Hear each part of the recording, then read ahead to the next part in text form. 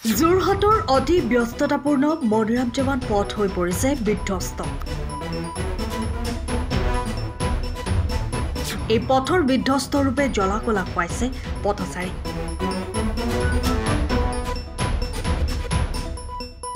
কাণসাৰ নাই গড়কাপ্তানি বিভাগ তথা চৰকাৰৰ। যি সময়ত অসম চৰকাৰে পথ উন্নয়নৰ ঢাকঢোল বজাই আহিছে, সেই সময়তে কিন্তু চৰকাৰৰ দৃষ্টিৰ পৰা বছৰ বছৰ ধৰি উপেক্ষিত হৈ আহিছে যোৰহাটৰ এটা অতি ব্যস্ততাপূৰ্ণ মনিৰাম দেৱান পথ। এই পথে যোৰহাটৰ পিঠাপুখুৰী আৰু থানা ৰোড সংযোগ কৰিছে। এই পথেৰেই দৈনিক শ শ যান বাহন পথচাৰী ছাত্ৰ ছাত্ৰী অহা যোৱা কৰে। এই পথতে আছে ঐতিহাসিক মনিৰাম দেৱান উদ্যান। এই পথতে আছে কেইবাখনো বিদ্যালয়।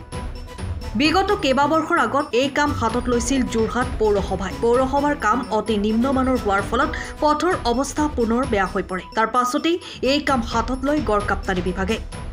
কিন্তু অতি পৰিতাপৰ বিষয়, বছৰ বছৰ ধৰি এইদৰেই উপেক্ষিত হৈ আহিছে এই পথছোৱা।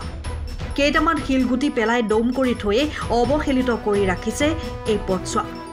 পথছোৱা মেৰামতিৰ নামত শিলগুটি দমাই ৰাখিয়ে দায়িত্ব সামৰিছে নেকি বিভাগে। আনহাতে এই পথৰ অৱস্থাৰ বাবে জীয়াতু ভুগিছে পথচাৰীৰ লগতে ছাত্ৰ ছাত্ৰীয়ে।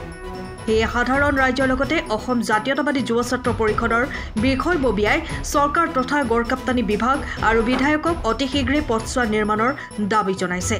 অন্যথা প্ৰতিবাদ কৰা হ'ব বুলি সকীয়াই দিয়ে। যোৰহাট চহৰৰ মাজমজিয়াত এই মনিৰাম দেৱান পথটো, এই 200 মিটাৰ দৈৰ্ঘ্য হোৱা পথটো আজি বছৰ বছৰ দিনে দুৰৱস্থাত স্থানীয় ৰাইজে দিয়াটো ভুগিব লগা হৈছে।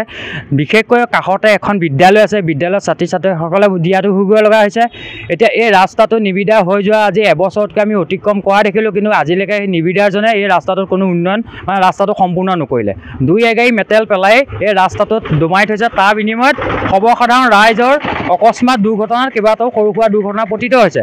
কিন্তু আমি বিভাগীয় কৰ্তৃপক্ষক এইটো আমি দাবী জনাব বিচাৰিছোঁ, অসম জাতীয়তাবাদী যুৱ ছাত্ৰ পৰিষদ যোৰহাট জিলা সমিতিৰ তৰফৰ পৰা যদি খুব কম সময়ৰ ভিতৰত যদি সেই ঠিকাদাৰজনক যদি বিভাগীয় কৰ্তৃপক্ষই কোনো অধিসূচনা জাৰি কৰি যদি কামটো সম্পূৰ্ণ কৰাত হস্তক্ষেপ নকৰে, তেতিয়া অনাগত দিনত যুৱ ছাত্ৰ পৰিষদে এই পথটোৰ ওপৰত কাৰ্যসূচী হাতত ল'ব। উদ্যানখনটো এই পথটোৰ কাৰণে এতিয়াতো কোনো শিশু নহাই হৈছে, কাৰণ যিহেতু পথটোতো বাৰিষা কালত অহা যোৱা কৰিবই নোৱাৰে। আৰু 2-এখন গাড়ী এতিয়া এই ৰাস্তাটোত যাতায়াতৰ কাৰণে পাৰ্কিঙৰ ব্যৱস্থা আছে। আৰু এই আপোনালোকে দেখিছে দুটা মূৰতে যি দুটা কালভাৰ্ট, এই কালভাৰ্টকেইটাত স্কুটিয়ে হওক বা সৰু পৰ্যায়ৰ গাড়ীবিলাকে হওক পাৰ হওঁতে লাগি থয়। যিহেতু কালভাৰ্টকেইটা বনাল যদিও তাত কোনো মাটি বা অইন কোনো মেটেল জাতীয় চেনগ্ৰেভেল কোনো তাত দিয়াৰ ব্যৱস্থা নকৰিলে। সেয়েহে আমি অনতিপলমে দাবী জনাইছোঁ যে উদ্যানখনলৈ অহা ছাত্ৰ ছাত্ৰী শিশুসকলৰ প্ৰতি সুবিধা ৰাখি আৰু বিদ্যালয়খনৰ সুবিধা পাতি যাতে অতি কম সময়ৰ ভিতৰত যাতে এই ৰাস্তাটো উন্নয়নৰ কাৰণে আকৌ কাম পুনৰ হাতত লয়, তাৰ বাবে আমি দাবী জনাইছোঁ। চাওক, যোৰহাট নগৰৰ অতি গুৰুত্বপূৰ্ণ পথ এই মনিৰাম দেৱান পথ। এই পথটো আচলতে যোৰহাট মিঠাপুখুৰীৰ পৰা যোৰহাট থানা ৰোডলৈকে সংযোগ হৈছে। আৰু এই পথটোৰ কাষতে কেইবাখনো স্কুল ইয়াত স্থাপন হৈ আছে। আৰু তাৰ সমান্তৰালকৈ আপোনালোকে দেখিছেই যোৰহাট আৰক্ষীৰ যিগৰাকী উচ্চ পৰ্যায়ৰ বিষয়া, আচলতে অতিৰিক্ত আৰক্ষী অধীক্ষক, তেখেতৰ কোৱাৰ্টাৰৰ উপৰিও যোৰহাট সদৰ থানাৰ যিগৰাকী ভাৰপ্ৰাপ্ত আৰক্ষী বিষয়া, তেখেতসকলৰ কোৱাৰ্টাৰ আছে বা অতি গুৰুত্বপূৰ্ণ ৰাস্তা। আৰু ইয়ালৈ বিদ্যালয়সমূহৰ ছাত্ৰ ছাত্ৰীসকল অহা যোৱা কৰাৰ লগতে যোৰহাট নগৰলৈ অহা যিসকল পথচাৰী বা যিসকল লোক ইয়াত সঘনে তেওঁলোকে অহা যোৱা কৰে। কিন্তু এই ৰাস্তাটো আপোনালোকে চাওক, অতি ভয়ানক বিধ্বস্ত ৰূপটোত আচলতে আমি অসম জাতীয়তাবাদী যুৱ ছাত্ৰ পৰিষদে আচলতে খুব প্ৰকাশ কৰিছোঁ। আচলতে এই ৰাস্তাটো প্ৰথম অৱস্থাত আছিলে যোৰহাট পৌৰসভাৰ অধীনত। আৰু যোৰহাট পৌৰসভাই বহু বছৰৰ পূৰ্বে তেওঁলোকে লাখ লাখ টকা খৰচ কৰি বহুত অভিলাষী আঁচনি লৈছিলে যদিও ৰাস্তাটো আচলতে তেওঁলোকে উন্নত মানৰ ৰাস্তা হিচাপে বনাব নোৱাৰাৰ কাৰণে ৰাস্তাটো সোনকালে বিধ্বস্ত হৈ গ'ল। অতি শেহতীয়াকৈ আমি যোৰহাট গড়কাপ্তানি বিভাগে যোৰহাট মক্তব চাৰিআলিৰ পৰা এই ৰাস্তাটো থানা ৰোডলৈকে তেওঁলোকে বনোৱাৰ পৰিকল্পনা কৰি RIDF ফাণ্ডৰ জৰিয়তে নিৰ্মাণ আৰম্ভ কৰিছে। কিন্তু আপোনালোকে দেখিছে মক্তব চাৰিআলিৰ পৰা এই প্ৰায় মিঠাপুখুৰীৰ ওচৰলৈকে ৰাস্তাটো তেওঁলোকে নিৰ্মাণ কৰিলে, কিন্তু এই চোৱা আজি মাহ ধৰি পেলাই থৈছে। যোৰহাট গড়কাপ্তানি বিভাগে যদি এই ৰাস্তাটো নিৰ্মাণ কৰিবই নোৱাৰে, তেওঁলোকে আঁচনি কিয় লৈছিলে? আপোনালোকে দেখিছে এয়া চাওক, শিলগুটি পেলাই থৈছে বা অন্যান্য কিবা সামগ্ৰী তেওঁলোকে ইয়াত পেলাই থৈছে, কিন্তু এইখিনি পেলাই থোৱা মাহ হ'ল। মাহ দিন হ'ল, কিন্তু তাৰ পাছতো এই বস্তুবোৰে আচলতে যিসকল ইয়াত মটৰচাইকেলে হওক বা যাতায়াতত যিসকল লোক আহে তেওঁলোকে সৰু বৰ কিছুমান দুৰ্ঘটনা সংঘটিত হৈছে। গতিকে আচলতে যোৰহাট গড় কাপ্তানি বিভাগীয় অকমান্যতাৰ কাৰণে বা যিগৰাকী ঠিকাদাৰক এই কামটোৰ আবণ্টন দিছে তেওঁৰ অকমান্যতাৰ কাৰণে আজি এই ৰাস্তাটো এনেধৰণে উপেক্ষিত হৈ আছে।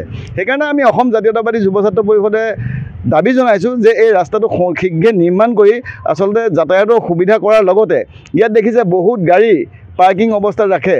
গতিকে এই জেগাখিনিত বহুতখিনি পাৰ্কিং আচলতে হ'ব পৰা জেগাই হয়। গতিকে যোৰহাট গড় কাপ্তানি বিভাগে এই কথাখিনি অনুভৱ কৰি ৰাস্তাটো শীঘ্ৰে নিৰ্মাণ কৰিবৰ কাৰণে দাবী জনালোঁ। যোৰহাটৰ বিভাগে কয় ৰাস্তা পদূলি উন্নতি হৈছে যোৰহাটৰ, কিন্তু আজি গুৰুত্বপূৰ্ণ পথ এতিয়াও উপেক্ষিত, কিন্তু তেওঁৰ কোনো ভইচ নাই। এই ক্ষেত্ৰত কি আচলতে হয় ৰাস্তা নিৰ্মাণ কৰিছে, নকৰাও নহয়, কিন্তু যিখিনি ৰাস্তা নিৰ্মাণ কৰিলে আচলতে ৰাইজৰ বেছি কল্যাণ হয় সেই কামখিনি তেওঁলোকে আগবঢ়াব পৰা নাই।